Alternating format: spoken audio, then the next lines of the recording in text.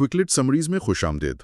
दुनिया की पेचीदा साइंसी और फलसफियाना किताबों को आसान फहम उर्दू में समझने के लिए इस चैनल को ज़रूर सब्सक्राइब करें और इसे स्किप ना करें।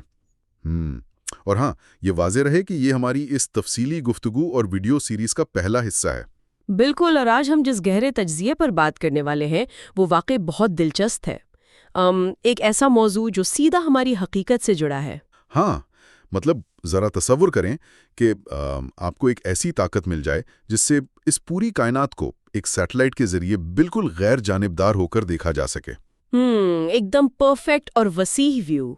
बिल्कुल, यानी हर कहकशां, हर सैयारा और हर एटम अपनी असल हालत में नजर आए, लेकिन उस वसी और कामिल साइंसी मंजर को देखते हुए अचानक ये एहसास हो कि इस पूरी कायनात में से एक सबसे अहम चीज़ गायब हो गई है। अच्छा, और वो गायब होने वाली चीज़ क्या है? वो गायब होने वाली चीज़ खुद वो इंसान है जो इस कायनात को देख और महसूस कर रहा है। तो आज के इस गहरे तज्ज़िये में हम इसी हैरानकुन कश्मकश पर बात करेंगे। हमारा मौजू थॉमस नागल की शहरा आफाक किताब द व्यू फ्रॉम नोवेयर है। हाँ, द व्यू फ्रॉम नोवेयर। और मेरे ख्याल में इस किताब का जो सबसे बुनियादी सवाल है ना, वो यही है कि एक इंसान जो इस मादी दुनिया के अंदर मौजूद है, जिसके अपने जज्बात और एक मखसूस ज़ाविया है, वो किस तरह अपनी इस दाखिली सोच को दुनिया के एक वसी और खारिजी तस्वुर के साथ जोड़ सकता है। बिल्कुल सही, यानी एक तरफ हमारी अपनी ज़ात है और दूसरी तरफ एक गैर जानिबदार हकीकत। ये सवाल बज़ाहिर जितना सीधा लगता है, हकीकत में फ़लसफ़े की दुनिया का उतना ही पेचीदा और हल तलब मसला है। थॉमस नागल की ये किताब इसीलिए एक संगे मील समझी जाती है, क्योंकि इसने इंसानी सोच की इस दोहरी नौयत को एक वाज़ेह शक्ल दी है। मतलब हम हर वक्त दो कश्तियों में सवार रहते हैं ना? बिल्कुल ऐसा ही है। नागल के मुताबिक इंसानी ज़हन मुसलसल दो मुतज़ाद हालतों के दरमियान झूलता रहता है। एक तरफ दाखिली नुक्ता नज़र यानी सब्जेक्टिव व्यू है, जो इंसान का अपना ज़ाती तजुर्बा है, जो हम खुद महसूस करते हैं। हाँ, और दूसरी तरफ खारजी नुक्ता नज़र यानी ऑब्जेक्टिव व्यू है, जहाँ इंसान खुद को कायनात से बाहर निकालकर एक गैर जानिबदार मुबस्सर के तौर पर हक़ाइक़ को समझने की कोशिश करता है। तो क्या नागल ये बताने की कोशिश कर रहा है कि इन दोनों में से कौन सा नजरिया दुरुस्त है? नहीं, यहाँ सबसे हैरानकुन बात यह है कि इस किताब की असल बहस ये नहीं है कि इनमें से कौन सा नजरिया दुरुस्त है, बल्कि असल बहस ये है कि जब हम इन दोनों को यकजा करने की कोशिश करते हैं ना, तो वो कौन सी खलीज है जो कभी नहीं भर पाती। चलें इसको ज़रा तफसील से समझते हैं, क्योंकि ये दाखिली और खारजी तज़ाद किसी ठोस मिसाल के बगैर एक खुश्क फ़लसफ़ियाना बहस लग सकती है। हाँ बिल्कुल, रोज़मर्रा की ज़िंदगी से कोई मिसाल लेते हैं। फ़र्ज़ करें कोई शख्स एक बड़े शहर की एक इंतहाई मसरूफ़ सड़क के बीचों बीच खड़ा है। चारों तरफ ट्रैफिक का शोर है, गाड़ियों का धुआं है, राहगीरों की जल्दबाजी है। और उस वक्त की शदीद गर्मी या सर्दी भी उस शख्स के हवास पर असरअंदाज हो रही है। बिल्कुल। तो ये उसका खालिसतन ज़ाती, जज्बाती और दाखिली तजुर्बा है जो सिर्फ उसी मकाम पर खड़े होने की वजह से महसूस किया जा सकता है। सही।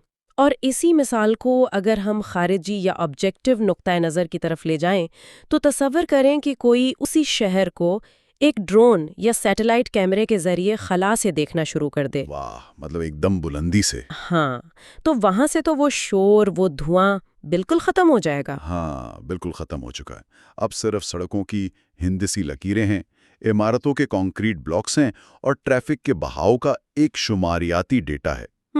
कोई जज्बात नहीं, कोई ज़ाती एहसास नहीं। यानी हमने अपने एहसासात को निकालकर सिर्फ हकाइक को देखना शुरू कर दिया। बिल्कुल। नागल बताता है कि ये खारजी नज़रिया दरअसल एक तरीक़ाकार है, कोई हतमी मंजिल नहीं है। यानी इंसान कदम ब कदम अपनी ज़ात से, अपने ज़ाती अहवास से पीछे हटने का अमल करता है, ताकि वो चीज़ों को न्यूट्रल होकर देख सके। हाँ, हम हक़ाइक़ को जानने के लिए अपने ज़ाती एहसासात को एक तरफ रखकर तबैयात, रियाजी और साइंस का सहारा लेते हैं। लेकिन यहाँ बात वाकई बहुत दिलचस्प हो जाती है। मैं सोच रहा था कि अगर इंसान इस सैटेलाइट व्यू यानी खारजी नुक्ता नज़र के ज़रिए कायनात की हकीकत को इतनी सफाई और गैर जानिबदारी से देख सकता है, तो वो उसी को हतमी सच्चाई क्यों नहीं मान लेता? آپ کا اشارہ سائنس کی طرف ہے نا؟ جی بالکل. تاریخی طور پر بھی دیکھا جائے تو گیلیلیو یا نیوٹن کے دور سے سائنس نے یہی کیا ہے. سائنس نے رنگوں، ذائقوں اور احساسات کو کائنات کی مساوات سے نکال دیا تاکہ صرف ان چیزوں پر توجہ دی جا سکے جنہیں ناپا اور تولا جا سکتا ہے. جیسے وزن، رفتار اور حجم وغیرہ. ہاں بالکل. تو اگر سائنس کی یہ معروضی حقیقت اتنی ہی کامیاب ہے تو ہم اپنے اس الجھے ہوئے داخلی اور سڑک والے زاویے کو مکمل طور پر مسترد کیوں نہیں کر دیتے؟ کیا یہ زیادہ منطقی نہیں ہوگا کہ داخلی احساسات کو محض انسانی ذہن کا ایک التباس یا خام خیالی سمجھ کر رد کر دیا جائے؟ ارے نہیں، یہ دلیل سائنس کے حامی اکثر دیتے ہیں، لیکن ناگل اسی نقطے پر ایک بہت گہری تنقید کرتا ہے. اچھا، وہ کیا؟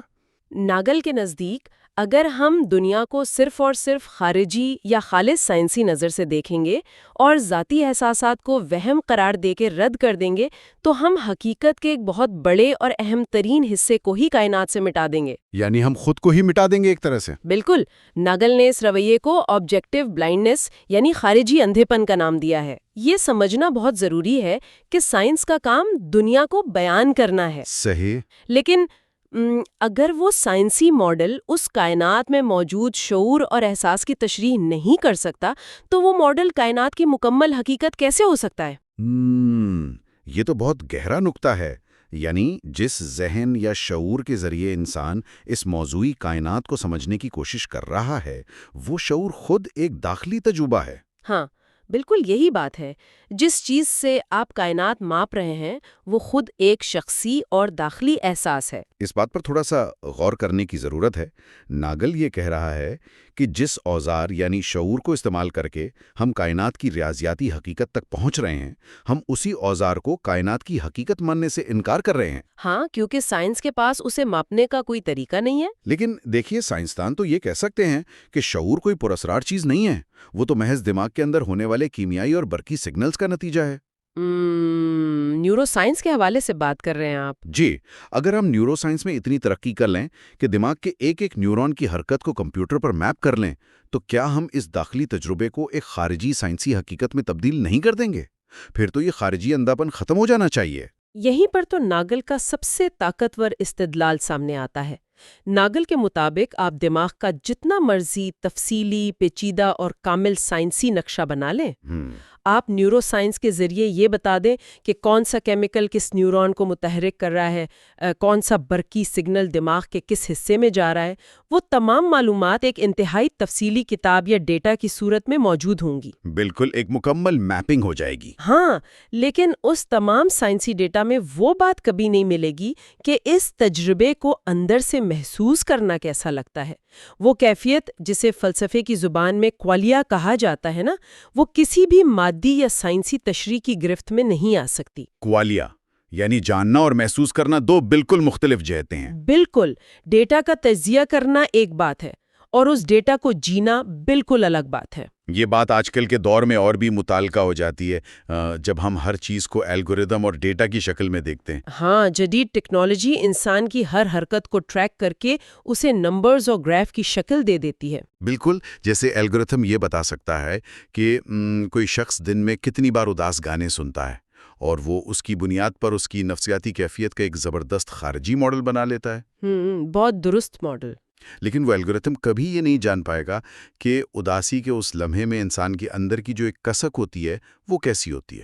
وہ دکھ کا اندرونی تجربہ کیسا ہوتا ہے. تو کیا سائنسی موروثیت کی یہ وہ حد ہے جہاں وہ ہمیشہ ناکام رہے گی؟ جی بالکل. اور ناگل نے اس حد اور ناکامی کو اجاگر کرنے کے لیے اپنی کتاب کے صفحہ نمبر 25 پر ایک انتہائی دلچسپ اور غیر معمولی مثال دی ہے. ارے واہ، کون سی مثال؟ وہ مثال ایک کاکروچ کی ہے.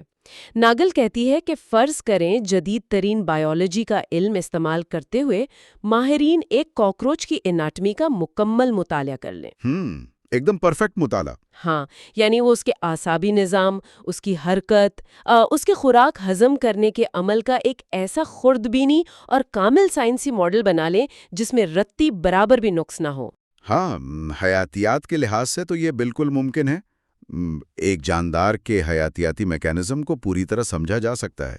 ممکن ہے، لیکن ناگل سوال یہ اٹھاتا ہے کہ فزکس، کیمسٹری اور بائیولوجی کا وہ کون سا اصول یا مساوات ہے جو اس ماہر حیاتیات کو یہ بتا سکے کہ اس کاکروچ کے لیے تلے ہوئے انڈوں کا ذائقہ کیسا ہوتا ہے؟ Wait, really? تلے ہوئے انڈے؟ یہ تو واقعی بہت عجیب اور دلچسپ مثال ہے۔ ہاں، یعنی سائنسی طور پر آپ سب جانتے ہیں، لیکن ذائقہ کیسا ہے یہ نہیں جانتے۔ لیکن رکیے، اگر ہم جانوروں کے ذائقے کی حس کو کیمیائی ریسیپٹرز کے ذریعے جانچیں تو ہمیں پتہ چل جاتا ہے کہ انہیں کوئی چیز میٹھی لگ رہی ہے یا کڑوی۔ کیا ہم سائنس کے ذریعے یہ نہیں کہہ سکتے کہ اس ذائقے سے اس کے اعصاب میں ایک مخصوص قسم کی تسکین کے سگنل پیدا ہو رہے ہیں؟ ہاں، سگنل پیدا ہونے کی نشاندہی کرنا تو ممکن ہے، لیکن اس تسکین کے احساس کو خود محسوس کرنا ان دونوں کے درمیان ایک ناقابل عبور خلیج ہے۔ یعنی فاصلہ ہے۔ بالکل نا۔ غول کا نقطہ یہ ہے کہ ذائقہ محسوس کرنا ایک خالصتاً داخلی اور شخصی نقطہ نظر ہے۔ انسان باہر کھڑے ہو کر ایک لیبارٹری میں بیٹھ کر کاکروچ کی دماغی لہروں کی پیمائش تو کر سکتا ہے، لیکن وہ کبھی بھی اس کے اندر داخل ہو کر وہ محسوس تجربہ حاصل نہیں کر سکتا جو وہ کاکروچ اپنے وجود کے اندر کر رہا ہے۔ کیا بات ہے! یعنی تجربہ ہمیشہ ایک مخصوص زاویے، ایک مخصوص وجود سے جڑا ہوتا ہے۔ یہ فاصلہ دنیا کا کوئی جدید ترین سائنسی آلہ بھی ختم نہیں کر سکتا۔ بالکل، اور یہ مثال واقعی انسانی سوچ کو جھنجھوڑ دیتی ہے۔ بالکل دیتی ہے۔ اگر جدید سائنس ایک کاکروچ کے معمولی سے ذائقے کے تجربے کو خارجی زاویے سے بیان کرنے میں ناکام ہے، تو پھر انسانی شعور کی اتنی گہری پیچیدگیاں کیسے سائنسی مساوات میں قید کی جا سکتی ہیں؟ ہاں، انسان کے دکھ، اس کی محبت، فن پاروں کو دیکھ کر اس کے اندر اٹھنے والے جذبات، یہ سب تو کاکروچ کے ذائقے سے کروڑوں گنا زیادہ پیچیدہ ہیں۔ بالکل، اور اگر سائنس انہیں بھی محض نیورونز کی حرکت قرار دے کر رد کر دے گی تو ہم ایک ایسی کائنات کا ماڈل بنائیں گے جو عمدہ ریاضی کے لحاظ سے تو بالکل درست ہوگی، لیکن اس میں سے زندگی اور انسانیت کی روح مکمل طور پر غائب ہوگی۔ اور اسی لیے کتاب کا جو عنوان ہے نا، "the view from know where", یہ اپنے اندر ایک بہت گہری تنقید سمیٹے ہوئے ہے۔ انسان ہمیشہ سے یہ چاہتا ہے کہ وہ کائنات کو اس طرح دیکھے جیسے وہ خود اس کائنات کا حصہ نہیں ہے۔ جیسے کسی باہر کے مقام سے کھڑا ہو کر ایک خدا کی طرح کائنات کا مشاہدہ کر رہا ہو۔ بالکل، لیکن ناگل کہتا ہے کہ ایسا کوئی مقام، کوئی ایسی جگہ سرے سے موجود ہی نہیں ہے جسے نوویئر یا لامکانی کہا جا سکے۔ کائنات سے باہر کھڑے ہونے کی کوئی جگہ نہیں ہے، کیونکہ جو ذہن یہ سائنسی نظریہ بنا رہا ہے وہ ذہن بھی تو اسی کائنات کے اندر کسی مخصوص جگہ، کسی خاص حیاتیاتی جسم میں قید ہے نا؟ بالکل صحیح۔ یعنی ہر نظریہ دراصل کسی نہ کسی کے کہیں نہ کہیں ہونے سے ہی جنم لیتا ہے۔ تو ایک انسان کے جسم میں قید ذہن یہ دعویٰ نہیں کر سکتا کہ وہ مکمل طور پر زمان و مکان کی حدود سے آزاد ہو کر حقائق کو دیکھ رہا ہے۔ یہ تو ایک سراب ہے۔ بالکل، اور یہی وہ مقام ہے جہاں ناگل فلسفے کو ایک نئی اور زیادہ حقیقت پسندانہ سمت دکھاتا ہے۔ اس کا موقف یہ نہیں ہے کہ چونکہ سائنس داخلی تجربات کو بیان نہیں کر سکتی، اس لیے ہمیں سائنس، ریاضی اور منطق کو رد کر کے صرف صوفیانہ انداز فکر اپنانا چاہیے۔ ہاں، مطلب وہ سائنس کے خلاف نہیں ہے۔ قطعی نہیں، اور نہ ہی وہ یہ کہتا ہے کہ سائنس کے نام پر انسانی شعور اور جذبات کو ایک وہم قرار دے دیا جائے۔ ناگل کے فلسفے کی اصل خوبصورتی یہ ہے کہ وہ اس تضاد کو زبردستی حل کرنے یا کسی ایک نظریے کو غالب کرنے کے خلاف ہے۔ اچھا، تو پھر وہ کیا چاہتا ہے؟ وہ چاہتا ہے کہ انسان اس کشمکش، اس تضاد اور اس خلیج کو تسلیم کرے، کیونکہ کائنات کی حقیقت ان دونوں نظریات، داخلی اور خارجی، دونوں کے درمیان پھیلی ہوئی ہے۔ یہ بات بہت اہم ہے کہ حقیقت تک پہنچنے کے لیے کسی ایک چیز کی قربانی نہیں دی جا سکتی۔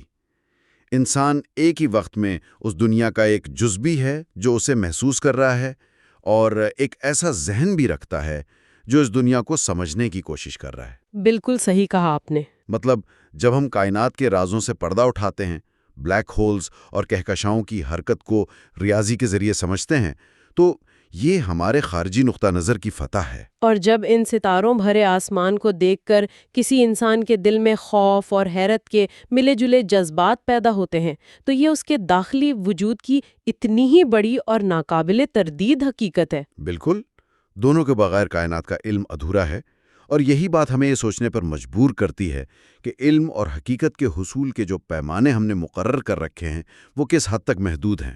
ہاں، ہم نے یہ مان لیا تھا کہ جو چیز معروضی اور خارجی نہیں ہے وہ سچ نہیں ہے۔ حالانکہ تجربہ بتاتا ہے کہ زندگی کے اہم ترین فیصلے اخلاقیات کے تصورات اور وجود کے معنی خارجی ڈیٹا سے نہیں بلکہ اسی داخلی احساس اور شعور سے جنم لیتے ہیں جسے ہم اکثر غیر سائنسی سمجھ کر نظر انداز کرنے کی کوشش کرتے ہیں۔ بالکل ایسا ہی ہے، ہمیں اس توازن کو سمجھنا ہوگا۔ تو اس تمام گہرے تجزیے کو سمیٹتے ہوئے ہم اس مقام پر پہنچتے ہیں کہ اس کتاب کے پہلے حصے کا سب سے اہم سبق کیا ہے۔ وہ سبق یہ ہے کہ انسانی تجربہ اور شعور کبھی بھی خالص سائنس اور معروضیت کی قربانی گاہ پر مکمل طور پر بھینٹ نہیں چڑھایا جا سکتا۔ وہ اندھا پن جو صرف اعداد و شمار کی پوجا کرنے سے پیدا ہوتا ہے نا، وہ ہمیں کائنات کی حقیقت کے قریب کرنے کے بجائے الٹا دور لے جاتا ہے۔ بالکل، کیونکہ جو ذات کائنات کو سمجھ رہی ہے اس کا اپنا وجود اور احساس اس پوری کائنات کی سب سے حیرت انگیز حقیقت ہے۔ تو اب اس گفتگو کے اختتام پر سننے والوں کے لیے ایک ایسا سوال چھوڑا جا رہا ہے جو انسان کو دیر تک سوچنے پر مجبور کر دیتا ہے۔ جی بالکل۔ اگر تھامس ناگل کا یہ استدلال درست ہے کہ ہم کبھی بھی اس دنیا کو اپنی انسانی اور داخلی اینک اتارے بغیر خالص شکل میں نہیں دیکھ سکتے، تو پھر کیا وہ مطلق سچائی جس کی تلاش میں سائنس اور فلسفہ صدیوں سے سرگرداں ہیں محض ایک خوبصورت انسانی وہم ہے؟ کیا حقیقت کو جاننے کی ہر کوشش دراصل اپنے ہی ذہن کے بنے ہوئے آئینے میں اپنا عکس دیکھنے کے مترادف ہے؟ یہ واقعی ایک ایسی سوچ ہے جو ذہن کے کئی نئے دریچے کھول سکتی ہے۔ بالکل، اور اگلے حصے میں ہم انسانی ذہن، شعور اور جسم کے تعلق پر تھامس ناگل کے خیالات پر بات کریں گے۔ تب تک کے لیے سوچتے رہیے اور جڑے رہیے۔ آج ہم تھامس ناگل کی مشہور کتاب the view from know where, اس پر جو ہمارا تفصیلی جائزہ چل رہا ہے، اس کے دوسرے حصے کا آغاز کر رہے ہیں۔ جی بالکل، اور مجھے بے صبری سے اس دوسرے حصے کا انتظار تھا۔ ہاں، تو میں سوچ رہی تھی کہ پچھلے حصے میں ہم نے جس خارجی نقطہ نظر، مطلب جسے آبجیکٹیو ویو کہتے ہیں، جی اس پر بات کی تھی نا۔ آج ہم اسی کو بنیاد بنا کر ایک بہت ہی پراسرار مسئلے کی طرف جائیں گے، یعنی مائنڈ اینڈ باڈی کا نظریہ، ذہن اور جسم کا مسئلہ۔ بالکل، یہ فلسفے کا میں کہوں گا کہ سب سے الجھا ہوا اور دلچسپ مسئلہ ہے۔ صحیح، مطلب آپ دیکھیں کہ ہماری جو مادی سائنس ہے وہ کائنات کے ستاروں، کہکشاؤں اور بلیک ہولز کی تو اتنی زبردست تشریح کر دیتی ہے، لیکن جب بات ہمارے اپنے اندر کی آتی ہے، ہمارے اپنے شعور کی آتی ہے، تو کیا سائنس کے پاس واقعی ہر سوال کا جواب موجود ہے؟ یہ ایک بہت بڑا سوالیہ نشان ہے۔ اصل میں یہ جو تضاد ہے نا، کائنات کو سمجھنے کا اور اپنے آپ کو سمجھنے کا، یہ ہماری آج کی گفتگو کی جان ہے۔ دیکھیں، ہم آج جس دور میں جی رہے ہیں وہاں فزیکلزم کا بہت زور ہے۔ فزیکلزم یعنی مادیت پرستی؟ ہاں بالکل، فزیکلزم کا مطلب سیدھا سا یہ ہے کہ بھئی اس کائنات میں جو کچھ بھی ہے وہ صرف اور صرف مادے سے بنا ہے، چاہے وہ ستارے ہوں، پہاڑ ہوں یا پھر ہم انسان خود۔ ہر چیز صرف مادی ذرات کا کھیل ہے، اور سائنس چاہتی ہے کہ وہ ہر چیز کو ایک ایسے زاویے سے دیکھے جس کا کوئی مرکز نہ ہو۔ وہ سینٹرلیس ویو والی بات جو ناگل کرتا ہے۔ جی بالکل، سینٹرلیس ویو۔ سائنس کا کمال ہی یہ ہے کہ وہ انسانی جذبات اور احساسات کو بیچ میں سے نکال کر چیزوں کو جانچتی ہے۔ اگر ہم کسی کیمیائی ری ایکشن کو دیکھ رہے ہیں تو یہ بیرونی یا آبجیکٹیو نقطہ نظر بہت شاندار کام کرتا ہے، لیکن مسئلہ تب شروع ہوتا ہے جب سائنس انسان کے اندر جھانکنے کی کوشش کرتی ہے۔ میں صحیح سمجھی؟ 100% صحیح۔ مسئلہ وہیں سے شروع ہوتا ہے، جب یہی مادی سائنس ہمارے جذبات، ہمارے محسوسات کو ناپنے نکلتی ہے تو اس کے اوزار فیل ہو جاتے ہیں۔ ایک منٹ، میں یہاں تھوڑا سا سوال اٹھانا چاہوں گی۔ سائنس کے اس بیرونی زاویے میں آخر اتنی بڑی خامی کیا ہے؟ اگر ہم ہر چیز کو ایک غیر جانبدار زاویے سے ماپ سکتے ہیں تو پھر ہمارے اندرونی تجربات کو ماپنا بھی تو محض وقت اور ٹیکنالوجی کا مسئلہ ہونا چاہیے نا۔ کل کو کوئی ایسی مشین آ جائے گی جو یہ بھی ماپ لے گی۔ ظاہری طور پر ایسا ہی لگتا ہے کہ شاید ٹیکنالوجی کی کمی ہے، لیکن نیگل ہمیں بتاتا ہے کہ مسئلہ ٹیکنالوجی کا نہیں ہے، مسئلہ سائنس کی بنیاد کا ہے۔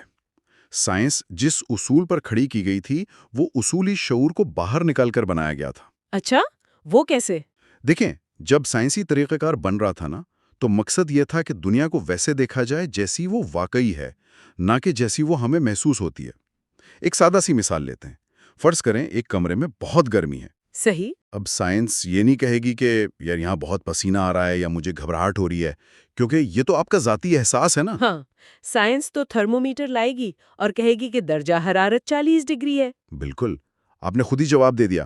سائنس کا کام ہی یہی ہے کہ وہ محسوس ہونے والی کیفیت کو مساوات سے مائنس کر دے. تو بھئی جب سائنس کا آلہ بنائی اس شرط پر ہے کہ وہ اندرونی احساسات کو نکال کر دنیا کو دیکھے گا، تو پھر ہم اسی آلے سے اندرونی احساس یعنی شعور کو کیسے تلاش کر سکتے ہیں؟ ارے واہ، مطلب یہ تو ایسے ہی ہوا نا کہ کوئی شخص لکڑی تلاش کرنے کے لیے میٹل ڈیٹیکٹر کا استعمال کرے زبردست مثال ہے، بالکل ایسا ہی ہے. اور پھر وہ میٹل ڈیٹیکٹر لے کے گھومتا رہے اور جب بیپ کی آواز نہ آئے تو دعویٰ کر دے کہ بھئی چونکہ مشین نہیں بولی اس لیے دنیا میں لکڑی کا تو کوئی وجود ہی نہیں ہے. ہاں، حالانکہ لکڑی تو وہیں موجود ہے، بس آپ کا آلہ اس کو ناپنے کے قابل نہیں ہے. فزیکلزم کے ساتھ بالکل یہی مسئلہ ہے.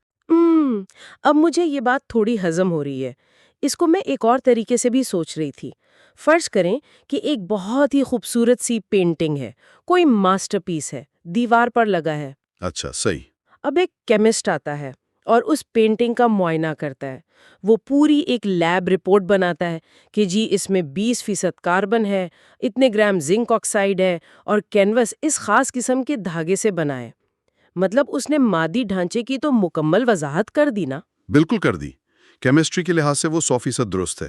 ہاں، لیکن اس پینٹنگ کو دیکھ کر جو ایک اداسی یا خوشی کا احساس ہوتا ہے، جو اس کی اصل خوبصورتی ہے، وہ تو اس کیمیکل رپورٹ میں کہیں بھی نہیں ہوگی. تو کیا ہم یہ نتیجہ نکال سکتے ہیں کہ سائنس کی دنیا ہمیشہ نامکمل رہے گی کیونکہ وہ کینوس اور رنگوں کا کیمیکل فارمولا تو بتا دے گی لیکن احساس کی تشریح نہیں کر پائے گی؟ آپ نے بالکل ناگل کے دل کی بات کہہ دی. ناگل اپنی کتاب میں اسے معروضی حقیقت کے نامکمل ہونے کا نام دیتا ہے. The incompleteness of objective reality. The incompleteness of objective reality. صحیح. یعنی ایک ایسی حقیقت جو صرف اور صرف بیرونی اور مادی بنیادوں پر کھڑی ہو، وہ کبھی بھی پوری حقیقت نہیں ہو سکتی. کیونکہ دیکھیں، شعور کوئی وہم تو نہیں ہے نا. بالکل نہیں، وہ تو سب سے بڑی سچائی ہے. ہاں، کائنات کا ایک بہت بڑا حصہ وہ ہے جو اندر سے محسوس کیا جاتا ہے. جب کسی انسان کو چوٹ لگتی ہے تو وہ جو درد کی کیفیت ہے، جو تکلیف کا خالص احساس ہے، وہ اس کائنات میں ہونے والا ایک بہت ہی ٹھوس اور حقیقی واقعہ ہے. اچھا، موضوعی تجربہ یا سبجیکٹیو ایکسپیرینس. یہ سبجیکٹیو ایکسپیرینس ناگل کے نزدیک یہ ایک ایسی سچائی ہے جو سائنس کے مادی دائرے سے مکمل طور پر باہر کھڑی ہے. اچھا، میں یہاں ایک اور سوال اٹھانا چاہتی ہوں اور یہ مجھے لگتا ہے کہ آج کے دور کا سب سے بڑا سوال ہے. جی پوچھیں. یہ جو ساری باتیں ہم کر رہے ہیں یہ سننے میں تو بہت فلسفیانہ اور گہری لگتی ہیں، لیکن آج کی جو ماڈرن نیورو سائنس ہے وہ تو اس بات سے بالکل اتفاق نہیں کرے گی نا. وہ کیسے؟ دیکھیں، آج ہمارے پاس MRI مشینیں موجود ہیں. جب کوئی انسان درد محسوس کرتا ہے تو نیورو سائنٹسٹ اسکرین پر واضح طور پر دیکھ لیتے ہیں کہ بھائی دماغ کے فلاں حصے میں نیورونز فائر ہو رہے ہیں، وہاں بجلی چمک رہی ہے. تو جب ہم درد کو مادی طور پر دماغ میں بنتا ہوا لائیو دیکھ سکتے ہیں تو پھر ہم یہ کیوں کہہ رہے ہیں کہ سائنس شعور کو نہیں سمجھ سکتی؟ مطلب کیا یہ نیورونز کا فائر ہونا ہی تو درد نہیں ہے؟ یہ بہت زبردست کاؤنٹر آرگیومنٹ ہے اور نیورو سائنس کے حق میں سب سے زیادہ یہی دلیل دی جاتی ہے. لیکن تھامس نیگل نے بڑی خوبصورتی سے اس الجھن کو سلجھایا ہے. اچھا، وہ کیا کہتا ہے اس بارے میں؟ وہ کہتا ہے کہ جب سائنسدان MRI کی اسکرین پر دماغ کے کسی حصے کو چمکتا ہوا دیکھتے ہیں تو ذرا سوچیں وہ اصل میں دیکھ کیا رہے ہوتے ہیں. وہ نیورونز کی حرکت دیکھ رہے ہوتے ہیں. بالکل، وہ دیکھ رہے ہوتے ہیں کہ خون کی گردش کہاں تیز ہوئی، کیمیائی سگنلز ایک خلیے سے دوسرے خلیے تک کیسے گئے. یعنی وہ جو کچھ بھی دیکھ رہے ہیں وہ صرف اور صرف درد کا میکینزم ہے، اس کی مشینری ہے، اسکرین پر چلنے والی کیمسٹری ہے. جی. لیکن کیا کوئی بھی سائنسدان اس اسکرین کو دیکھ کر یہ جان سکتا ہے کہ اس بستر پر لیٹے ہوئے شخص کو وہ درد اندر سے محسوس کیسا ہو رہا ہے؟ نہیں، وہ کیفیت تو اسکرین پر نہیں آ سکتی. بس یہی بات ہے. وہ جو کیفیت ہے نا، جسے ہم کہتے ہیں ہاؤ اٹ فیلز، وہ خون کی گردش اور نیورونز کی چمک سے بالکل مختلف چیز ہے. اسے ایک بہت مشہور سائنسی تمثیل سے سمجھا جا سکتا ہے. ہاں، بتائیں، مجھے مثالوں سے زیادہ اچھی سمجھ آتی ہے. اچھا، فرض کریں ایک سائنسدان ہے جس کی آنکھوں کی بینائی پیدائشی طور پر نہیں ہے. وہ بالکل اندھا ہے. ٹھیک ہے. پیدائشی اندھا ہے. لیکن وہ نیورو فزیولوجی کا دنیا کا سب سے بڑا ماہر ہے. مطلب اسے سب پتا ہے. وہ جانتا ہے کہ جب لال روشنی آنکھ پر پڑتی ہے تو وہ دماغ کے کس حصے سے ٹکراتی ہے، کون سے کیمیکلز خارج ہوتے ہیں، اور لال رنگ کو پروسیس کرنے کے لیے دماغ کتنی انرجی استعمال کرتا ہے۔ یعنی اس کے پاس لال رنگ کی مکمل سائنسی اور مادی معلومات موجود ہیں۔ 100%۔ اس کے پاس ہر مساوات موجود ہے، لیکن چونکہ وہ اندھا ہے اس لیے وہ یہ کبھی بھی نہیں جان پائے گا کہ لال رنگ کو دیکھنا محسوس کیسا ہوتا ہے۔ او مائی گاڈ، یہ تو واقعی اس سے تو پوری بحث کا رخ ہی مڑ جاتا ہے۔ ہاں، اس کا سیدھا سا مطلب یہ ہوا کہ سائنسی معلومات چاہے وہ کتنی ہی مکمل کیوں نہ ہو جائیں، وہ کبھی بھی شعور کے تجربے کی جگہ نہیں لے سکتی۔ نیورو سائنس ہمیں صرف پردے کے پیچھے کی تاریں دکھاتی ہے، لیکن سٹیج پر موجود اداکار کیا محسوس کر رہا ہے وہ سائنس کی گرفت سے بالکل باہر ہے۔ یہ اندھے سائنسدان کی تمثیل تو بہت ہی زبردست تھی۔ اس سے واقعی ثابت ہوتا ہے کہ معلومات میں اور ذاتی تجربے میں ایک بہت بڑا ایک وسیع خلا موجود ہے۔ بالکل، ایک بہت بڑا خلا ہے۔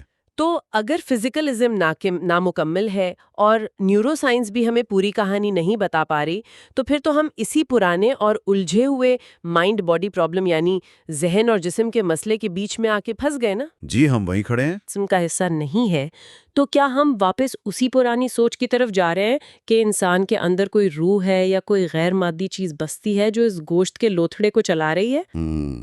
آپ کا اشارہ سنویت یا ڈیولزم کی طرف ہے؟ ہاں بالکل، ڈیولزم۔ تو کیا ناگل یہ کہہ رہا ہے کہ سائنس غلط ہے اور وہ پرانے ڈیولزم والے عقائد درست ہے؟ نہیں، ناگل ایسا بالکل نہیں کہتا۔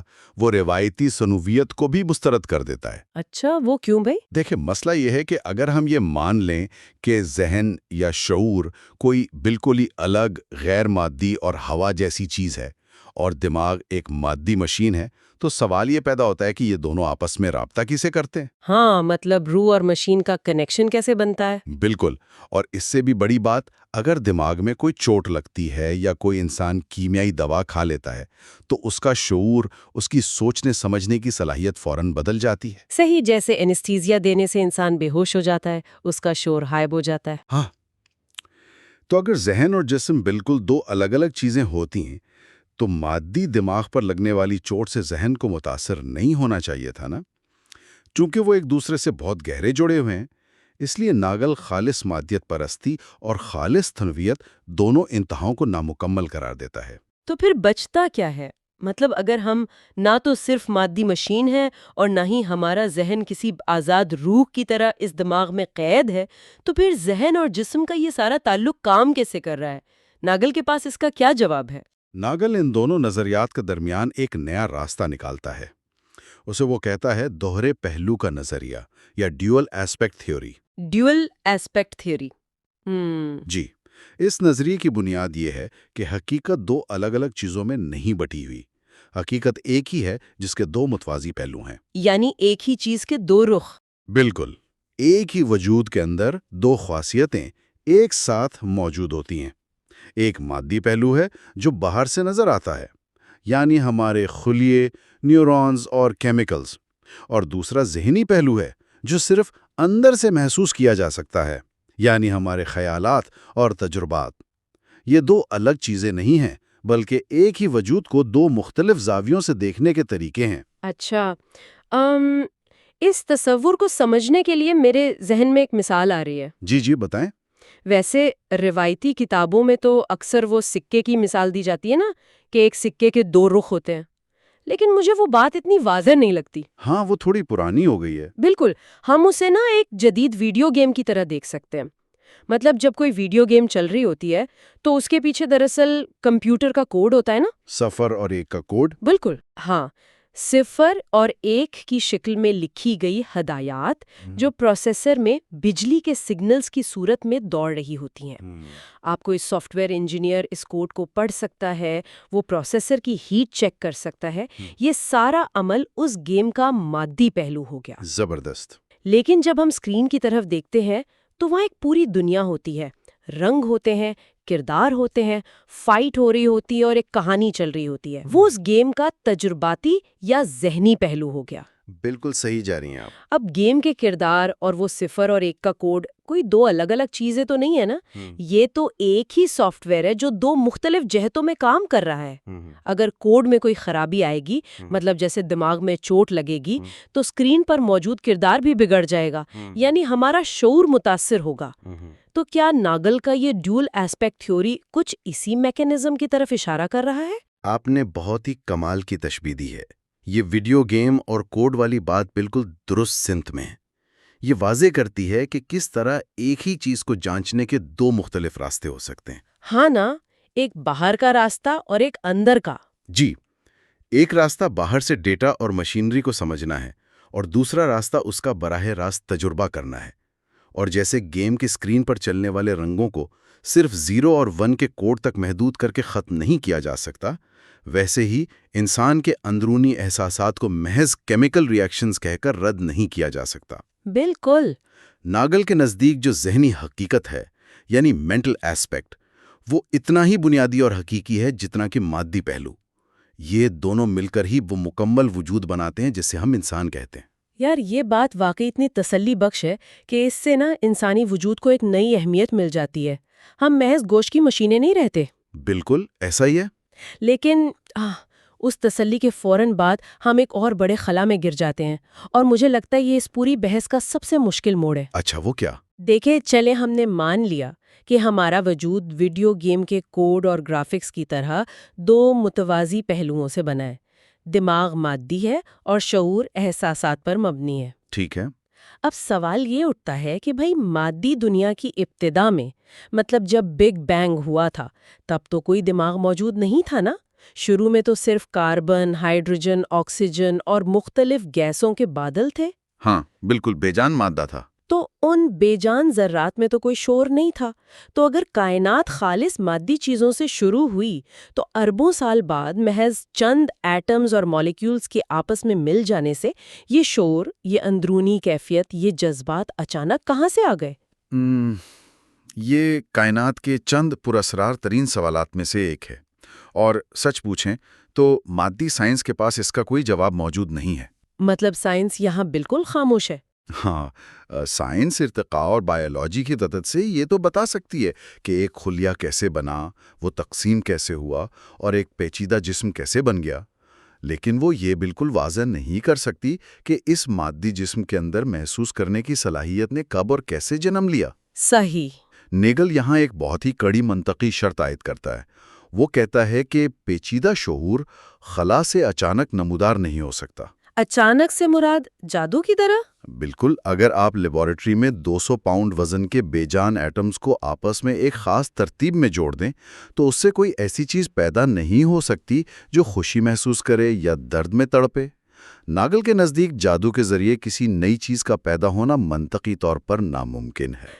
ایک منٹ، اس بات پر تو میں ایک عام سی مثال سے بھی اختلاف کر سکتی ہوں۔ مطلب سائنسدان اکثر ایک دلیل دیتے ہیں، ایمرجنس کی دلیل۔ پانی والی مثال؟ ہاں بالکل، پانی کی مثال لیں۔ ہائیڈروجن ایک گیس ہے اور آکسیجن بھی گیس ہے، اور ہم جانتے ہیں کہ دونوں گیسوں میں نمی یا گیلے پن کی کوئی خاصیت نہیں ہوتی۔ جی، وہ خشک گیسیں ہیں۔ لیکن جب یہ دونوں آپس میں ملتے ہیں اور H2O بناتے ہیں تو پانی کا گیلا پن اچانک ظاہر ہو جاتا ہے نا؟ تو اگر دو بے جان گیسوں کے ملنے سے ایک بالکل نئی خاصیت، مطلب گیلا پن پیدا ہو سکتا ہے، تو پھر اربوں ایٹمز کے ملنے سے دماغ کے اندر شعور کیوں نہیں پیدا ہو سکتا؟ یہ ظہور پذیری یا ایمرجنس کی ایک کلاسک دلیل ہے جو فزیکلزم کے حامی اکثر پیش کرتے ہیں، لیکن ناگل واضح کرتا ہے کہ پانی کے گیلے پن اور شور کے پیدا ہونے میں زمین آسمان کا فرق ہے۔ اچھا، وہ کیسے؟ دیکھیں، جب پانی بنتا ہے نا، تو وہ اب بھی ایک مکمل طور پر مادی اور معروضی حقیقت ہی رہتا ہے۔ پانی کا گیلا پن دراصل اس کے مالیکیولز کی ایک خاص ترتیب اور ان کا ایک دوسرے پر پھسلنا ہے، جسے فزکس کے قوانین سے ثابت کیا جا سکتا ہے۔ یعنی وہ اسی مادی دائرے کے اندر ہے۔ بالکل، وہ کائنات کے اسی مادی دائرے میں موجود ہے۔ لیکن شور مادی دائرے میں نہیں ہے۔ شور ایک خالص موضوعی یا سبجیکٹیو کیفیت ہے۔ آپ محض مادے کی ترتیب بدل کر اس میں سے احساسات برآمد نہیں کر سکتے۔ یعنی وہ بالکل ہی الگ کیٹیگری کی چیز ہے۔ جی ہاں، مادے سے احساس کا پیدا ہونا ایسا نہیں ہے جیسے گیسوں سے پانی بننا۔ یہ ایسا ہے جیسے آپ کسی پتھر سے نظم لکھوا لیں۔ ارے واہ، یہ فرق واقعی چونکا دینے والا ہے۔ یعنی ہم یہ نہیں کہہ سکتے کہ شعور کوئی بائی پروڈکٹ ہے۔ چلیے میں اسے ایک اور زاویے سے دیکھتی ہوں۔ لیگو بلاکس کی مثال لیتے ہیں۔ اچھا، لیگو بلاکس، چلیں بتائیں۔ فرض کریں کسی کے پاس پلاسٹک کے ہزاروں لیگو بلاکس ہیں۔ ہر ایک بلاک بالکل بے جان اور ٹھوس پلاسٹک کا ٹکڑا ہے۔ اب ان بلاکس کو ملا کر ایک انتہائی شاندار اور پیچیدہ قلعہ بنا دیا جائے۔ ٹھیک ہے۔ کیا ان بلاکس کو محض ایک خاص انداز میں جوڑ دینے سے اس قلعے کے اندر اچانک سے کچھ محسوس کرنے کی صلاحیت آ جائے گی؟ منطق تو یہی کہتی ہے نا کہ پلاسٹک کو جتنا بھی پیچیدہ کر کے جوڑ لیا جائے وہ رہے گا تو پلاسٹک ہی۔ بالکل، اس میں جان تو نہیں آ جائے گی۔ ہو جاتا ہے کہ اگر ہمارے خلیے اور ایٹمز بالکل ویسے ہی بے جان لیگو بلاکس ہیں تو ہم انسانوں کے اندر یہ شعور کہاں سے آیا بھئی؟ اس منطقی بند گلی سے نکلنے کے لیے تھامس ناگل ایک ایسے نظریے کی طرف اشارہ کرتا ہے جو ماڈرن سائنس کے لیے انتہائی بے چینی کا باعث بنتا ہے۔ وہ کیا نظریہ ہے؟ دیکھیں، اگر پیچیدہ شعور کسی حادثے یا جادو کے نتیجے میں خلا سے نمودار نہیں ہو سکتا اور آج وہ انسانی دماغ میں موجود ہے تو پھر اس کا صرف ایک ہی منطقی نتیجہ نکلتا ہے، اور وہ نتیجہ یہ ہے کہ کائنات کے بنیادی ذرات یعنی ایٹمز اور الیکٹرانز کے اندر ہی کہیں نہ کہیں شعور کی کوئی انتہائی ابتدائی، خام اور پوشیدہ شکل پہلے سے موجود ہونی چاہیے۔ ذرا رکیے، ایک منٹ، کیا آپ یہ کہہ رہے ہیں کہ ایک ایٹم کے اندر شعور موجود ہے؟ مطلب کیا ایک الیکٹران بھی سوچ سکتا ہے یا اداس ہو سکتا ہے؟ یہ بات تو تھوڑی مزاحیہ معلوم ہوتی ہے۔ نہیں، یہ اس کا وہ مطلب ہرگز نہیں ہے۔ اسے فلسفے کے زبان میں پین سائیکزم یا پروٹو مینٹل پراپرٹیز کہا جاتا ہے۔ پین سائیکزم؟ ہاں، یہ نظریہ یہ نہیں کہتا کہ ایک کاربن کا ایٹم افسردہ ہو سکتا ہے یا اسے کافی پینے کی طلب ہو سکتی ہے۔ ہاں، وہی تو۔ یہ نظریہ دراصل یہ دعویٰ کرتا ہے کہ جس طرح ایک الیکٹران میں کمیت یا ماس ہوتا ہے یا اس پر الیکٹرک چارج ہوتا ہے، بالکل اسی طرح کائنات کے ہر ذرے میں شعوریت کی ایک انتہائی بنیادی خاصیت موجود ہے۔ اچھا، یعنی جیسے ماس اور چارج بنیادی خاصیتیں ہیں ویسے ہی شعوریت بھی بنیادی ہے۔ بالکل، اور جس طرح اربوں ایٹمز مل کر ایک ایسا ماس بناتے ہیں جس کی کشش ثقل کو ہم محسوس کر سکتے ہیں، اسی طرح جب یہ ذرات انسانی دماغ جیسی ایک انتہائی پیچیدہ ترتیب میں آپس میں جڑتے ہیں تو ان کی وہ ابتدائی اور پوشیدہ ذہنی خاصیتیں مل کر ایک مکمل، طاقتور اور باشعور ذہن کو جنم دیتی ہیں۔ مائی گڈنس، یہ تصور تو سائنس کی روایتی سوچ پر ایک بہت بڑی ضرب ہے۔ یعنی شعور کائنات میں انسانوں کے آنے کے بعد اچانک سے پیدا نہیں ہوا، بلکہ یہ مادے کی بنیاد میں اسی طرح گندھا ہوا ہے جیسے کشش ثقل۔ جی، اور اس سے کائنات کو دیکھنے کا ہمارا پورا نظریہ ہی بدل جاتا ہے۔ واقعی، اگر ہم اس نظریے کی گہرائی میں جائیں تو کائنات کا سارا نقشہ ہی بدل جاتا ہے۔ ہم تو اب تک کائنات کو ایک بہت بڑی بے جان اور مردہ مشین سمجھتے آئے ہیں جس میں انسان محض اتفاقیہ طور پر آ گئے ہیں۔ بالکل، ایک اندھی اور بحری مشین۔ ہاں، لیکن ناگل کے اس پین سائیکزم کی جھلک کو دیکھیں تو ایسا لگتا ہے کہ کائنات اپنے ہر ذرے میں کسی نہ کسی سطح پر جاگ رہی ہے۔ اور یہ سب اس لیے ماننا ضروری ہو گیا کیونکہ ہم نے شروع میں ہی یہ تسلیم کر لیا تھا کہ فزیکلزم یا خالص مادی تشریح کبھی بھی دنیا کی مکمل تصویر پیش نہیں کر سکتی۔ آپ نے اس پوری بحث کے مختلف دھاگوں کو بالکل صحیح جوڑا ہے۔ اگر ہم خارجی زاویے اور فزیکلزم کو مکمل حقیقت مان لیں تو شعور کا وجود ہی ناممکن ہو جاتا ہے۔ صحیح۔ لیکن چونکہ ہم جانتے ہیں کہ شعور موجود ہے، ہمارا ہر احساس حقیقی ہے، اس لیے ہمیں مجبوراً یہ ماننا پڑتا ہے کہ مادی حقیقت کائنات کی واحد حقیقت نہیں ہے۔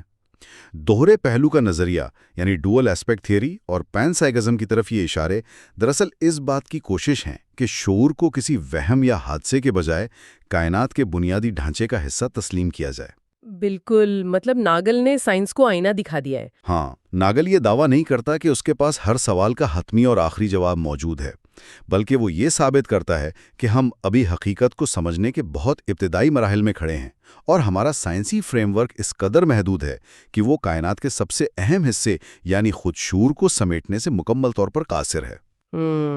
اس تمام گفتگو کو سمیٹتے ہوئے ہم ایک ایسی جگہ پر کھڑے ہیں جہاں انسانی وجود کی پراسراریت کم ہونے کے بجائے مجھے لگتا ہے مزید بڑھ گئی ہے۔ بالکل بڑھ گئی ہے۔ ہم نے دیکھا کہ فزیکلزم کی حدود کیا ہیں، نیورو سائنس کیسے صرف مشینری کو دکھاتی ہے، تجربے کو نہیں، اور کیسے ہمارا وجود مادی اور ذہنی پہلوؤں کا ایک ایسا پیچیدہ مجموعہ ہے جس کی جڑیں شاید کائنات کے ذرے ذرے میں پھیلی ہوئی ہیں۔ جی ہاں، یہ ایک بہت ہی گہرا اور وسیع تصور ہے۔ بالکل، اور اس تفصیلی جائزے کے اختتام پر ہم اپنے سننے والوں کے لیے ایک ایسا سوال چھوڑ کر جا رہے ہیں جس پر ہر انسان کو غور کرنا چاہیے۔ ضرور، وہ سوال کیا ہے؟ دیکھیں، اگر پین سائیکزم کا نظریہ درست ہے اور مادے کے اندر ہی شعور کی کوئی بنیادی چنگاری موجود ہے، تو آج جو ہم اتنی تیزی سے آرٹیفیشل انٹیلیجنس اور پیچیدہ کمپیوٹر سرکٹس بنا رہے ہیں، کیا ان مشینوں کے سلیکان چپس اور تاروں کے پیچیدہ جال کے اندر بھی کسی قسم کا شعور خاموشی سے جنم لے سکتا ہے؟ یہ تو بہت ہی خوفناک اور دلچسپ خیال ہے۔ تھامس نیگل کے اس حیرت انگیز فکری سفر کا سلسلہ ابھی باقی ہے۔ تیسرے اور آخری حصے میں ہم اخلاقیات، آزادی اور زندگی کے معنی کے بارے میں ناگل کے نظریات کا جائزہ لیں گے۔ علم کی دنیا سے باخبر رہنے کے لیے سبسکرائب کرنا نہ بھولیں۔ تو آج کی اس نشست میں ہم ایک بہت ہی گہری بحث سمیٹنے والے ہیں۔ بالکل، اور یہ ہماری اس موجودہ ویڈیو سیریز کا مطلب تیسرا اور آخری حصہ ہے جس میں ہم تھامس نیگل کی کتاب پر گہرا مطالعہ کر رہے ہیں۔ ہاں، the view from know where, اور مجھے لگتا ہے یہ حصہ سب سے زیادہ فکری طور پر چیلنجنگ ہونے والا ہے۔ ایسا ہی ہے۔ آج ہمارا مقصد ہے کتاب کے آخری اور سب سے اہم ابواب کو سمجھنا، یعنی ہم اخلاقیات پر، ارادے کی آزادی پر اور سب سے بڑھ کر زندگی کے مقصد پر روشنی ڈالیں گے۔ اور یہ سب اسی ایک بنیادی مسئلے سے جڑے ہیں جس پر ہم پچھلے حصوں میں بات کر چکے ہیں، یعنی وہی دو مختلف زاویوں کا جو ٹکراؤ ہے۔ بالکل صحیح کہا۔ ایک ہمارا داخلی یا موضوعی نظریہ جو ہم اندر سے محسوس کرتے ہیں، اور دوسرا وہ خارجی یا معروضی نظریہ جو مطلب کائنات کے تناظر میں سب کچھ باہر سے دیکھنے کا نام ہے۔ اچھا، اس کو سمجھنے کے لیے میں سوچ رہی تھی کہ ایک بصری مثال دی جائے۔ ہاں، بتائیے۔ یہ بالکل ایسا ہے جیسے آپ ایک ہی وقت میں کیمرے کے سامنے اداکاری بھی کر رہے ہوں، پورے جذبات کے ساتھ، اور ساتھ ہی ڈائریکٹر کی کرسی پر بیٹھ کر خود کو اسکرین پر بھی دیکھ رہے ہوں۔ ارے واہ، یہ بہت زبردست مثال ہے۔ اور جب آپ ڈائریکٹر کی کرسی پر بیٹھتے ہیں نا، تو یعنی جو خارجی نظریہ ہے، وہاں سے سب سے پہلا مسئلہ ارادے کی آزادی کا پیدا ہوتا ہے۔ ارادے کی آزادی مطلب کیا ہم واقعی اپنے فیصلوں میں آزاد ہیں بھی یا نہیں؟ بالکل۔ اب دیکھیں نا، جب ہم کائنات کے اس معروضی یا خارجی نظریے سے دیکھتے ہیں تو ہمارے تمام اعمال، ہمارے فیصلے محض ایک قدرتی اور کائناتی نظام کا حصہ لگتے ہیں۔ جیسے مشین کے پرزے چل رہے ہوں۔ ہاں، ایسا لگتا ہے کہ جیسے ہر عمل کسی پچھلی وجہ کا نتیجہ ہو۔ ہماری جینیات، ہمارا ماحول، دماغ کے کیمیائی عوامل، مطلب سب کچھ تو پہلے سے طے شدہ اسباب کے تحت ہو رہا ہے۔ تو اس زاویے سے تو ہماری جو اپنی خود مختاری ہے وہ تو بالکل خطرے میں پڑ جاتی ہے۔ 100% پڑ جاتی ہے۔ ہم بالکل بے بس محسوس کرتے ہیں، لیکن جب ہم اپنے اندرونی یا داخلی زاویے سے جیتے ہیں تو ہمیں بالکل واضح محسوس ہوتا ہے کہ ہم فیصلہ کرنے میں آزاد ہیں۔ تو کیا یہ ایسا ہے کہ مطلب ایک زاویے سے ہم خود کو ایک ندی میں بہتے ہوئے پتے کی طرح بے بس سمجھتے ہیں جو بس پانی کے ساتھ بہہ رہا ہے؟ بالکل۔ جبکہ دوسرے زاویے سے ہمیں لگتا ہے کہ ہم خود اپنے ہاتھ پاؤں مار کر تیر رہے ہیں۔ ہاں، یہ بالکل درست تجزیہ ہے۔ اور نیگل کے مطابق اگر ہم مکمل طور پر وہ خارجی نظریہ اختیار کر لیں تو عمل کرنے اور اخلاقی ذمہ داری کا تصور ہی دھندلا جاتا ہے۔ کیونکہ اگر میں نے کچھ اپنی مرضی سے کیا ہی نہیں تو میری ذمہ داری کیسی؟ بالکل۔ تو اس مسئلے کو حل کرنے کے لیے نیگل کہتے ہیں کہ ہمیں ایک بلائنڈ سپاٹ یا ایک اندھے موڑ کو قبول کرنا پڑتا ہے۔ Blind spot? وہ کیسے؟ یعنی ہمیں روزمرہ زندگی گزارنے کے لیے اس بیرونی نظریے کو تھوڑا کم کرنا پڑتا ہے۔ ہمیں جان بوجھ کر اس کائناتی جبر کو نظر انداز کر کے اپنے اندرونی احساس آزادی پر بھروسہ کرنا پڑتا ہے تاکہ ہم کوئی قدم اٹھا سکیں۔ اچھا، یعنی زندگی گزارنے کے لیے ہمیں ایک حد تک خود کو دھوکے میں یا ایک محدود دائرے میں رکھنا پڑتا ہے۔ بالکل، ورنہ ہم تو فالج کا شکار ہو جائیں، کچھ کر ہی نہ سکیں۔ لیکن اگر ہم نے اس اندھے موڑ کا سہارا لے کر فیصلے کرنے کی آزادی مان بھی لی تو ایک اور مسئلہ کھڑا ہوتا ہے۔ وہ کیا؟ وہ یہ کہ ہم یہ کیسے طے کریں کہ جو فیصلے ہم کر رہے ہیں وہ اخلاقی طور پر صحیح ہیں یا غلط؟ یہیں سے اخلاقیات کا مسئلہ جنم لیتا ہے نا؟ ہاں، اخلاقیات کا مسئلہ، اور یہاں بھی وہی پرانی جنگ ہے، ذاتی اور غیر ذاتی اقدار کا ٹکراؤ۔ اچھا، ذرا اس ٹکراؤ کی مزید وضاحت کریں گے؟ ضرور۔ دیکھیں، ناگل کہتے ہیں کہ جو موضوعی اور خارجی نظریہ ہے وہ ہم سے تقاضا کرتا ہے کہ ہم سب انسانوں کی فلاح کو برابر اہمیت دیں۔ یعنی ایک غیر ذاتی اور بالکل غیر جانبدار نظریہ؟ بالکل۔ کائنات کے نزدیک آپ کے بچے اور دنیا کے کسی دوسرے کونے میں موجود ایک اجنبی کے بچے میں کوئی فرق نہیں ہے، دونوں برابر ہیں۔ ایک منٹ، یہ تو بہت ہی عام انسان کے لیے یہ ماننا ناممکن ہے۔ اگر ہم پر مکمل موضوعی اخلاقیات لاگو کر دی جائیں تو ہمیں اپنی ہر خوشی قربان کر دینی چاہیے۔ بالکل، منطق تو یہی کہتی ہے۔ میں تو اپنے گھر والوں پر کچھ خرچ ہی نہ کروں اور سب کچھ دنیا کے دکھ درد دور کرنے میں لگا دوں۔ قطعی غیر جانبداری تو ممکن ہی نہیں ہے انسانی سطح پر۔ آپ نے بالکل صحیح نشاندہی کی، اور نیگل کا بھی یہی ماننا ہے۔ نیگل کہتے ہیں کہ خالص موضوعی زاویہ اخلاقیات پر پوری طرح حاوی نہیں ہو سکتا۔ تو پھر اس کا حل کیا پیش کرتے وہ کتاب میں؟ وہ کہتے ہیں کہ 3 طرح کی وجوہات یا اقدار ہیں جو ہمیں متاثر کرتی ہیں۔ پہلی تو ہماری خالص ذاتی خواہشات ہیں، جیسے کسی کو پیانو بجانے کا شوق ہے یا کسی کو پہاڑ سر کرنا ہے، جن کا دنیا کی فلاح سے کوئی لینا دینا نہیں، بس اپنی خوشی ہے۔ بالکل۔ اور دوسری قسم وہ پابندیاں ہیں کہ ہم دوسروں کے ساتھ برا سلوک نہ کریں، یعنی کسی پر ظلم نہ کریں۔ صحیح، یہ تو آفاقی اصول ہو گیا۔ اور تیسری قسم وہ ہے جو آپ نے ابھی بولی تھی، اپنے خاندان، دوستوں اور قریبی رشتوں کے لیے ہماری خاص ذمہ داریاں۔ ہاں، کیونکہ ایک ماں یا باپ کے طور پر میری ترجیح ہمیشہ میرا اپنا خاندان ہوگا۔ اور یہ بالکل فطری ہے۔ نیگل کہتے ہیں کہ اگرچہ اخلاقیات کی معروضی مانگ بہت زیادہ ہوتی ہے، لیکن انسانی فطرت کا تقاضا ہے کہ ہم اپنی ذاتی اور موضوعی اقدار کو بھی اہمیت دیں۔ یعنی ان مشاغل اور خاندان کو اہمیت دیے بغیر ایک متوازن زندگی نہیں گزاری جا سکتی۔ بالکل، ہمیں ان دونوں کے درمیان ایک مسلسل کشمکش میں رہنا پڑتا ہے، اور یہی اخلاقی زندگی ہے۔ اچھا، تو اقدار اور ارادوں کی اس کشمکش کے بعد سب سے بڑا سوال جو میرے ذہن میں آتا ہے وہ یہ ہے کہ کیا اس سب کا کوئی حتمی مقصد بھی ہے؟ زندگی کے مقصد کا سوال، جو فلسفے کا سب سے پرانا اور گہرا سوال ہے۔ ہاں، کیونکہ جب ہم کائنات کے لامحدود زاویے سے یعنی خارجی طور پر زندگی کو دیکھتے ہیں تو انسان کی حیثیت تو ایک ذرے سے بھی کم لگتی ہے۔ بالکل۔ وقت اور خلا کے اس اربوں سال کے پھیلاؤ میں ہماری 100 سالہ زندگی کیا معنی رکھتی ہے؟ کچھ بھی نہیں۔ حیاتیاتی حادثہ محسوس ہوتی ہے۔ خارج سے دیکھنے پر ایسا ہی ہے۔ نیگل اسے ایبسرڈ یا مذاق خیز کہتے ہیں، لیکن جب ہم اپنی ذات کے اندر رہتے ہیں داخلی طور پر تو صورتحال بالکل مختلف ہوتی ہے۔ وہاں ہم اپنے ہر دن، ہر رشتے اور ہر عمل کو شدت سے بامانی بناتے ہیں۔ ہاں، کیونکہ ہم اندر سے وہ درد اور وہ خوشی محسوس کرتے ہیں۔ مجھے یہاں کتاب میں موجود ایک انتہائی دلچسپ واقعے کا ذکر کرنا ہے، وہ پرنسٹن کے مکڑے کی کہانی۔ ہاں، وہ بہت ہی کمال کی اور گہری کہانی ہے۔ ہمارے سننے والوں کے لیے یقیناً یہ جاننا بہت دلچسپ ہوگا۔ ہاں، تو کتاب میں نیگل بتاتے ہیں کہ انہوں نے پرنسٹن یونیورسٹی کے واش روم میں ایک مکڑے کو دیکھا۔ وہ مکڑا ایک پیشاب خانے میں پھنسا ہوا تھا۔ تو نیگل نے اپنے طور پر ہمدردی محسوس کی اور ایک بیرونی زاویے سے سوچا کہ اس کی زندگی کتنی خراب ہے۔ بالکل، انہوں نے ایک معروضی زاویہ اپنایا، ایک خدا کی طرح اوپر سے دیکھا۔ ہاں، تو انہوں نے اسے بچا کر ایک بہتر زندگی دینے کا فیصلہ کیا۔ اس نے مکڑے کو وہاں سے نکال کر فرش پر رکھ دیا۔ اور پھر کیا ہوا؟ اگلے دن نیگل نے دیکھا کہ وہ مکڑا مر چکا تھا۔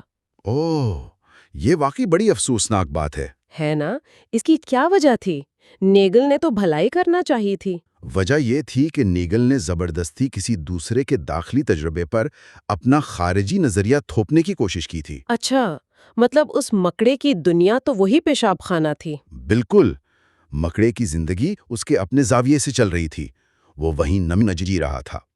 نیگل کی ہمدردی نے، جو کہ ایک بیرونی ہمدردی تھی، اسے اس کے اپنے ماحول اور مقصد سے محروم کر دیا۔ ارے واہ، یہ کتنا گہرا نتیجہ ہے۔ اگر ہم زبردستی کسی کی موضوعی زندگی میں بیرونی معنی ڈالنے کی کوشش کریں تو نتائج تباہ کن ہو سکتے ہیں۔ یہی اس کہانی کا نچوڑ ہے۔ بالکل اسی طرح ہماری زندگیاں بیرونی طور پر چاہے بے معنی لگیں، کائنات کو ہماری کوئی پرواہ نہ ہو، مگر اندرونی طور پر وہ ہماری اپنی دنیا کا مرکز ہے۔ ہماری موت کا ڈر، زندگی کی محبت، یہ سب اسی داخلی نظریے کا حصہ ہیں، اور وہ ہمارے لیے 100% حقیقی ہے۔ تو ان تمام پیچیدہ اور گہرے خیالات کا حاصل کیا ہے؟ ہم نے ارادے پر بات کی، اخلاقیات پر، مکڑے کی کہانی بھی سن لی۔ میرے خیال میں نیگل کی یہ کتاب ہمیں سکھاتی ہے کہ انسان کی حیثیت بلا شبہ کائنات میں محدود ہے، لیکن اس کی جو سوچنے کی صلاحیت ہے نا، وہ لامحدود ہے۔ اور ہمیں نہ تو اپنے ذاتی زاویے کو بالکل ترک کرنا ہے، بالکل، اور نہ ہی کائناتی زاویے کو مکمل طور پر نظر انداز کرنا ہے۔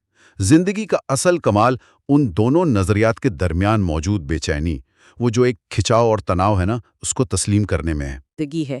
ہم نہ تو مکمل طور پر مشین ہے اور نہ ہی کائنات کے خدا۔ بالکل صحیح کہا آپ نے۔ تو میں اپنے دیکھنے اور سننے والوں کا بہت شکریہ ادا کرنا چاہوں گی کہ انہوں نے اس 3 حصوں پر مشتمل علمی سفر میں ہمارا ساتھ دیا۔ ہاں، اور یہ کافی بھاری بھرکم موضوعات تھے، لیکن ہم امید کرتے ہیں کہ ان سے سوچ کے نئے در کھلے ہوں گے۔ اور یاد دہانی کراتی چلوں کہ تبصروں میں اپنی رائے اور فیڈ بیک ضرور دیں، ہمیں جان کر خوشی ہوگی۔ بالکل، آپ کے خیالات کا انتظار رہے گا۔ اب اختتام سے قبل میں ایک ایسا سوال چھوڑ کر جانا چاہتی ہوں جو اسی کتاب کے مطالعے سے ابھرتا ہے، تاکہ اس پر مزید سوچا جا سکے۔ ضرور، بتائیے۔ اگر ہم انسان اس عظیم الشان کائنات میں اپنی ہی زندگی کی بے معنویت اور اپنی محدود حیثیت کو اتنے شاندار اور موضوعی انداز میں سمجھنے کی صلاحیت رکھتے ہیں، تو کیا ہماری یہ حیرت انگیز سوچنے کی صلاحیت خود اس بات کا ثبوت نہیں کہ ہم محض گوشت اور ہڈیوں کے ڈھانچے سے کہیں بڑھ کر ہیں؟ بہت خوبصورت اور گہرا سوال ہے۔ اس پر ضرور سوچئے گا۔ ہم ملتے ہیں اگلی نشست میں، تب تک کے لیے خدا حافظ۔